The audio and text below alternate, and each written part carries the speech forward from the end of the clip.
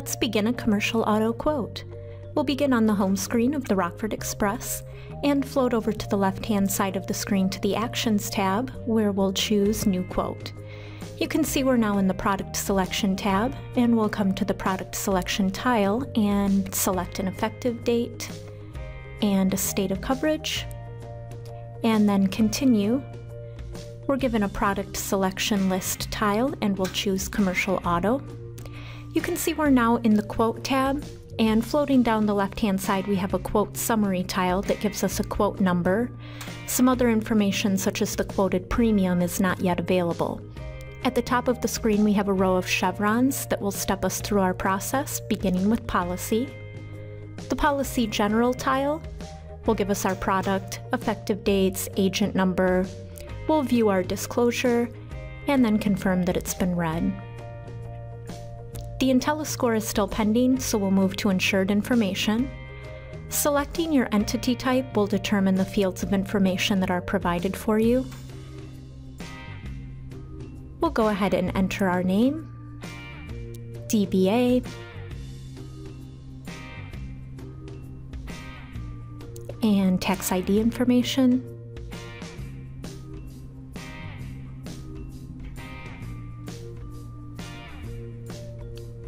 I'll enter our address here.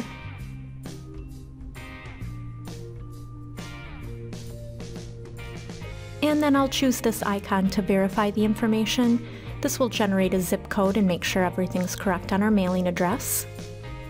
And then we'll provide a primary phone for contact. And select a batch preference and save. You can see we're being given an issue here that we need a location for the policy. We don't have to worry about this right now, as we'll be fixing that later on in our location chevron. So at this point we'll go ahead and move forward to the underwriting chevron. We'll answer any underwriting questions that are brought to us and save. And then move to the location chevron. Here we'll use the Add Location button. If the address that you've already provided is what's current, you can simply tag that address and then save your information. We'll float up here to Return to Property. Click back into the Locations tab. You can see our location is present, so we'll save it, and that removes our issue. So we'll move forward to Commercial Auto. The Automobile Policy General tile will start with a business start date, business description, our liability coverage type and information,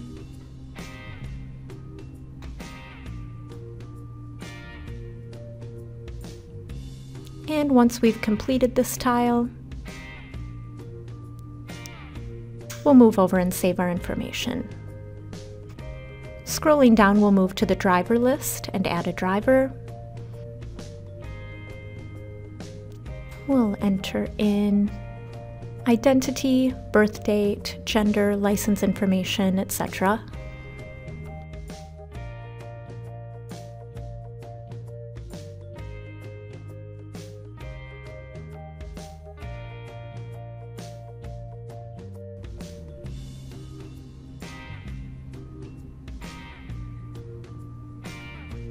And then save our information. If you need to add any prior violations, you can do so here with the Add Driver Violations button, but today we'll float back up to return to Commercial Auto. You can see our driver is listed. Scrolling down on our screen, you can choose to exclude a driver. We'll move forward to adding a private passenger automobile. We're now in the Vehicle Detail tab. We'll begin to enter our vehicle information, VIN number, model year, make and model, etc.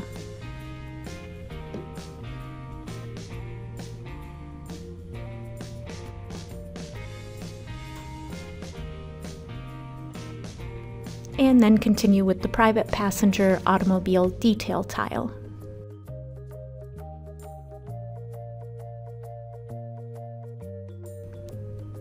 We'll begin to cover our collision coverage type, deductible, comprehensive and deductible, and then any discounts, rental reimbursement, and save.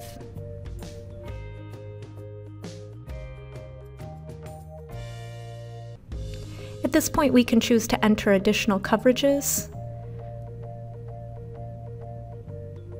For today, we'll float back to returning to commercial auto.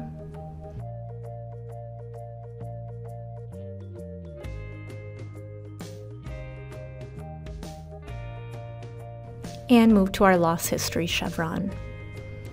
The loss history will appear empty. If you need to add something, you'll float over to the Actions tile and choose Add Loss History. Here you can enter any relevant information. Today we'll return to loss history and move to additional interests. In the same way, this tile will be blank. You can float over to the left to add an additional interest. But for today, we will return. We'll move to our Forms chevron. Some forms are already attached by default. You can view those here. And then some additional forms you can choose to attach or view. Our next chevron is Premium Info. You can take a look at a breakdown of the premium. And we'll move forward to Review. Today we'll select a payment plan for Agent Bill Full Pay.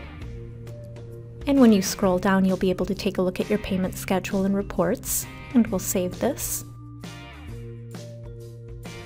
We've now completed all of our chevrons, so we're ready to come over to the left and create an application.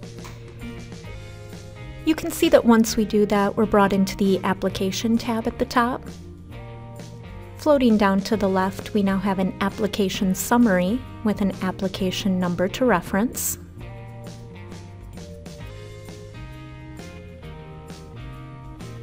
And then we do have an issue to attend to. Vehicle number 1 is missing a VIN number. We have a blue link to go in and fix this issue. So I'll come in and enter the VIN number.